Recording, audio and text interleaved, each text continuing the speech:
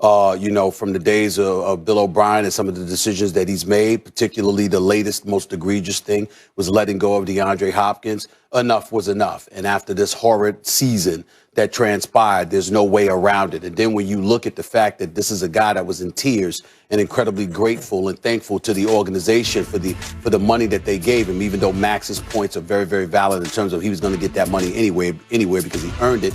The bottom line is he expressed graciousness and gratitude. Yet at the end of the season, it was a complete 180, and he wants nothing to do with the organization. That tells me that they did something wrong, that they betrayed him in some kind of manner.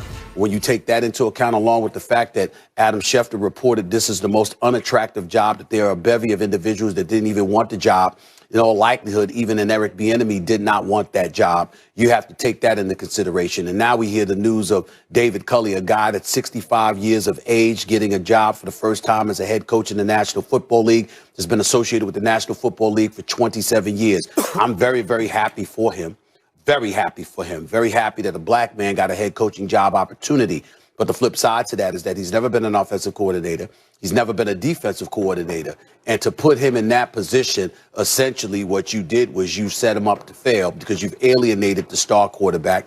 Clearly, the organization is going to be moving in a different direction because there's nothing but mayhem and everything else going on there right now. You bring him in, you've set him up to fail because I don't see any way how he can succeed in the immediate future. And that's usually the kind of job a black man gets. And unfortunately, that's the situation here with Houston. But I'm still happy for him. And I'm happy that Deshaun Watson decided to make his feelings official in that regard. I have no problem with his position whatsoever because the Houston Texans appear to deserve this. My reaction is this. We are about to see the biggest trade in NFL history, by far. You know, you always think of Herschel Walker because back then running backs were this enormous deal, but not like quarterbacks are today. And Herschel Walker was traded for so much, the Dallas Cowboys had a dynasty after that, right? But still, it ain't like a quarterback today. And Joe Montana got traded to the Chiefs, but he was toward the end. They had Steve Young, and he did great with the Chiefs, took him to the AFC Championship game, but again, toward the end. When have we ever seen this? A quarterback, a great quarterback, in his prime. Guys, when you think about everybody in the NFL, there is only one player with more trade value than Deshaun Watson. That one player is Patrick Mahomes, because he's even better. But that's it. There's no one else. Aaron Rodgers, you could say, is a little better than Deshaun Watson still, but Rodgers is 37. You want to argue Russell Wilson? And maybe I'll take Deshaun Watson right now. But Deshaun Watson is 7 years younger than Russell Wilson. Josh Allen is a star, and maybe he's going to be a superstar. Lamar Jackson's already won MVP. You know how I feel about Justin Herbert, and everyone's raving about Trevor Lawrence. None of those guys right now is Deshaun Watson, who's 25 years old. We're about to witness the biggest trade in NFL history. That's my first thought. My next thought is this. I hear a lot about the Jets and the Dolphins. I'm a Giants fan. And the Giants are in a position that most NFL teams are in. You're better off with Deshaun Watson.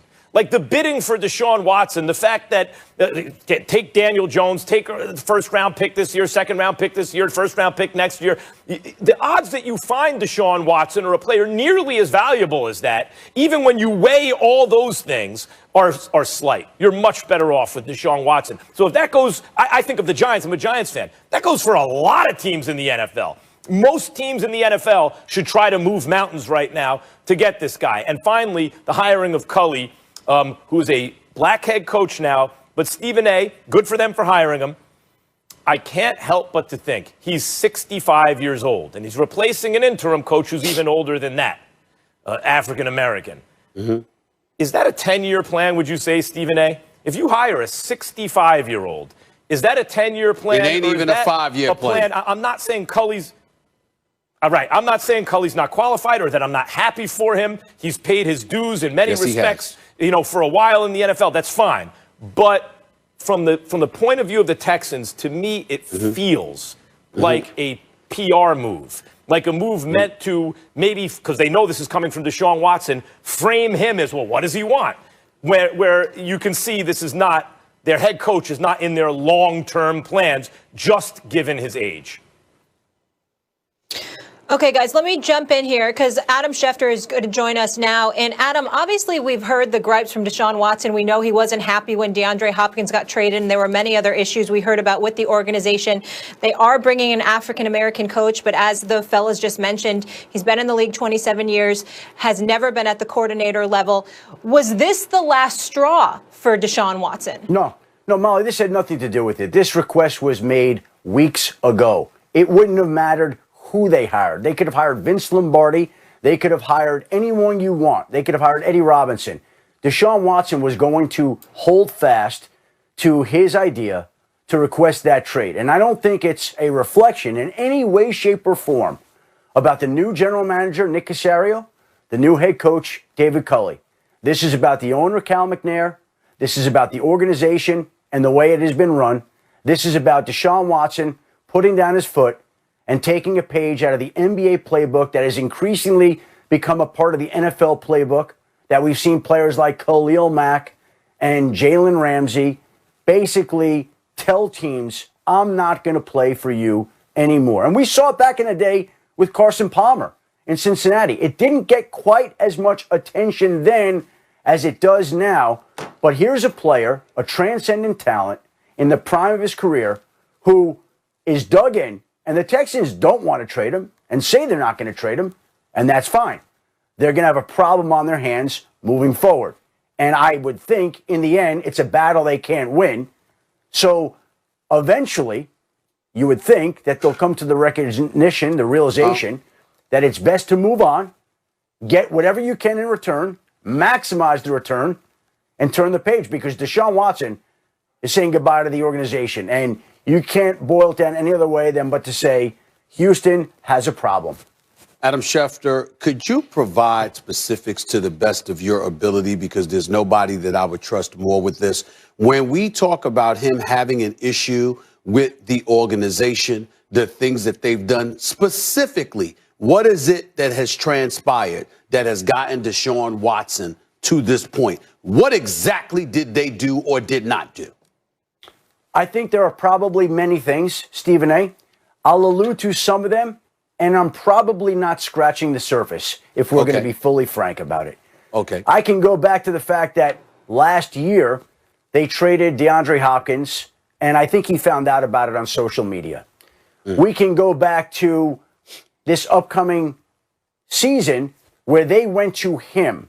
They went to him and asked his advice and guidance on the direction that he thought they should go for a new head coach, a new general manager. It went so far as him going out to dinner with Cal McNair, the team's owner. And then the Texans hire a search firm, Korn Ferry, that they pay hundreds of thousands of dollars to, and in the end, fire that firm and turn around and lean on Jack Easterby to make a decision that doesn't take into consideration anything that Deshaun Watson said. So they went to him for his advice and then didn't use it in the decision to hire Nick Caserio from the New England Patriots. Nick Caserio, who's waited an awful long time for a general manager job, takes this job and steps into a situation where he has no idea that his quarterback is about to ask for a trade, which he does. And so let me say this also. What Deshaun Watson feels is not exclusive to him in that organization. I can tell you, having spoken to many people in that organization, there are similar gripes, similar unhappiness. Nick Caserio, when he stepped in there, I think it's fair to say, stepped into a burning building. And that building has caught fire even more. And when you've got the face of your franchise, one of the transcendent talents, not just in football, but in all of sports, refusing to play for that team anymore and wanting to be traded, that tells you what a problem there is. Adam, I think most people would agree that given Deshaun Watson's reputation, if there's a problem with Deshaun Watson, people aren't looking at him, they're looking at the organization, and generally this stuff comes out of dysfunction. So I understand the answer is really both. But if I had to ask you, is it more? What would you answer? Is it more the idea that he was disrespected and the way this was handled was distasteful to him?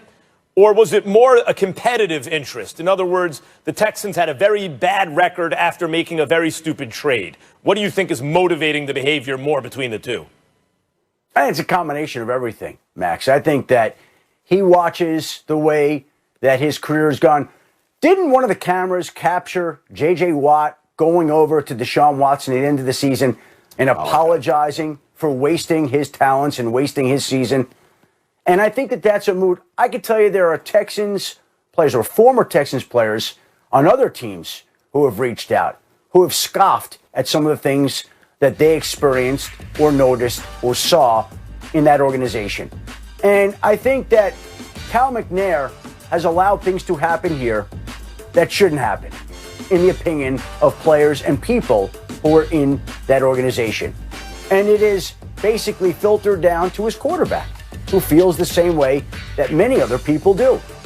And so there's a cleansing that needs to take place here. And unfortunately for the Texans, it's going to be too late to do that with Deshaun Watson as your quarterback, in my opinion. Because let's play this out. Let's say the Houston Texans say, Deshaun, we know you want to trade.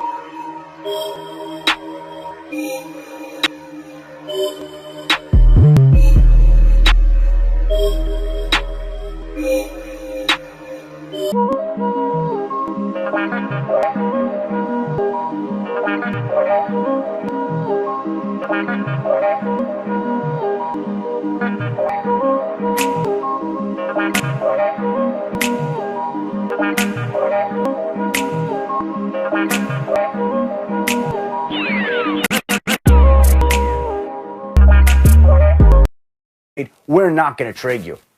Well, then he doesn't show up. And are they going to go draft another quarterback? Are they going to go sign another quarterback? They have to make some sort of plan at quarterback. But if Deshaun Watson's dug in and refuses to report, they're stuck.